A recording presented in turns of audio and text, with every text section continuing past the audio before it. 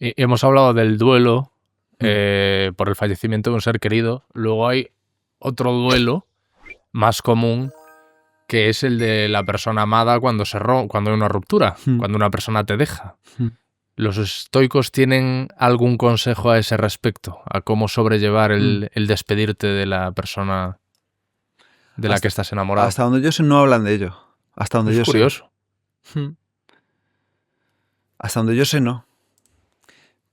Pero si, como dice Naval, que me gusta mucho, si aprendemos los principios básicos y los aplicamos a todo, al final es lo mismo, ¿no? Es pues el agradecimiento por haber pasado tiempo con esa persona, si tienes cierta fortaleza interior, desearle lo mejor, el ver que has podido aprender para futuras relaciones, el ver... Quedarte con lo bueno. Quedarte con lo bueno.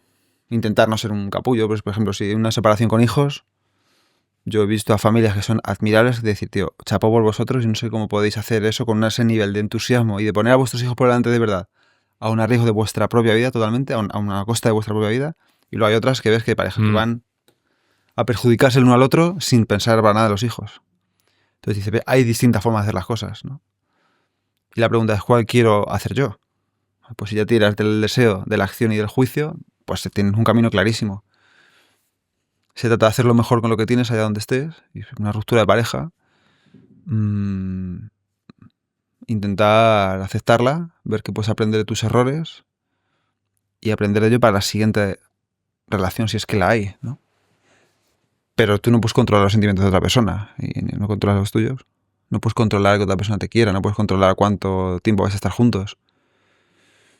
Es una filosofía para llevar la adversidad.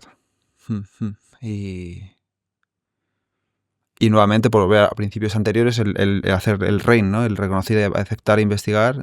Vale, pues siento un dolor. Dicen también, ¿no? Los psicólogos, que es una especie de duelo, tú lo has dicho, ¿no? Como si se hubiera muerto esa persona, porque en tu vida, pues si llevas 15 años con alguien y de repente, pues es como una muerte, ¿no? Sí, tú has escuchado mi conversación con Dolina. Yo... No la he escuchado. Vale, pensaba que sí. Entonces me he confundido con Jaime. Con alguien he hablado ya de ella y precisamente le comentaba, ¿no? Que efectivamente es un duelo porque la persona que estaba contigo ya no existe. O sea, si tú el cuerpo existe, pero la persona que estaba contigo ya no. Tú te la puedes encontrar, no va a ser la actitud la misma, no te va a mirar igual, no va a ser... Ya no está. Es un duelo real. Y una parte de ti que también muere. Claro. El tú como pareja o como marido o mujer de esa persona ya ha muerto.